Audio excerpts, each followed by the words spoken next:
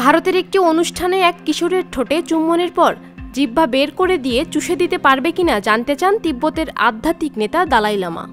এ সংক্রান্ত একটি ভিডিও সামাজিক যোগাযোগ মাধ্যমে ছড়িয়ে পড়লে তীব্র সমালোচনার মুখে অবশেষে ক্ষমা চেয়েছেন দালাই লামা।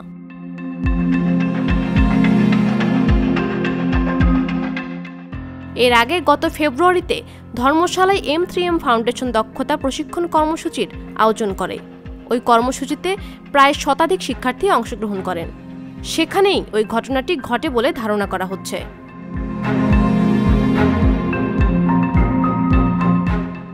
মার্চে সংস্থাটি তাদের সামাজিক যোগাযোগ মাধ্যমের অ্যাকাউন্টে ওই অনুষ্ঠানের ছবি এবং ভিডিও প্রকাশ করে। ভিডিওতে ওই কিশোর দালাই লামাকে আলিঙ্গন করতে পারবে কিনা তা জানতে চায়। জবাবে আধ্যাত্মিক এই নেতা তার গালের দিকে চুম্বনের ইঙ্গিত করলে কিশোরটি তার গালে চুম্বন করে, পরে তাকে আলিঙ্গনও করে।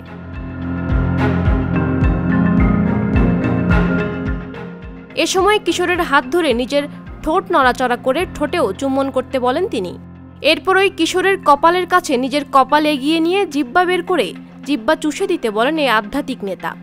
দালাই লামার এমন আবদারে অনুষ্ঠানে উপস্থিত লোকজন হেসে ওঠেন।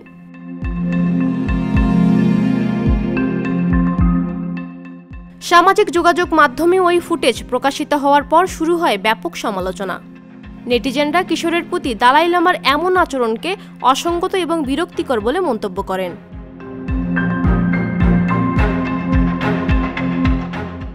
বিষয়টি নিয়ে তীব্র সমালোচনার মুখে বৌদ্ধ ওই ধর্মগুরু ওই কিশোর ও তার পরিবারের কাছে ক্ষমা চেয়েছেন।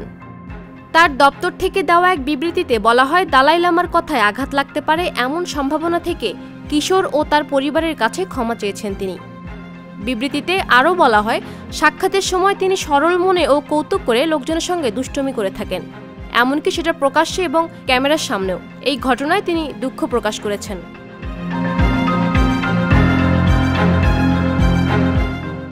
চীনা শাসনের বিরুদ্ধে এক ব্যর্থ অভ্যুত্থানে অংশ নেওয়ার পর 1959 সাল থেকে ভারতের নির্বাসিত জীবনযাপন করছেন তিব্বতী বৌদ্ধদের প্রধান ভিক্ষু ও আধ্যাত্মিক নেতা দালাই লামা। আন্তর্জাতিক ডেস্ক, সংবাদ প্রকাশ। সংবাদ, ফিচার ও অনুষ্ঠানের জন্য ভিজিট করুন সংবাদ প্রকাশের ওয়েবসাইট এবং যুক্ত থাকুন ফেসবুক পেজ ও ইউটিউব চ্যানেলের সঙ্গে।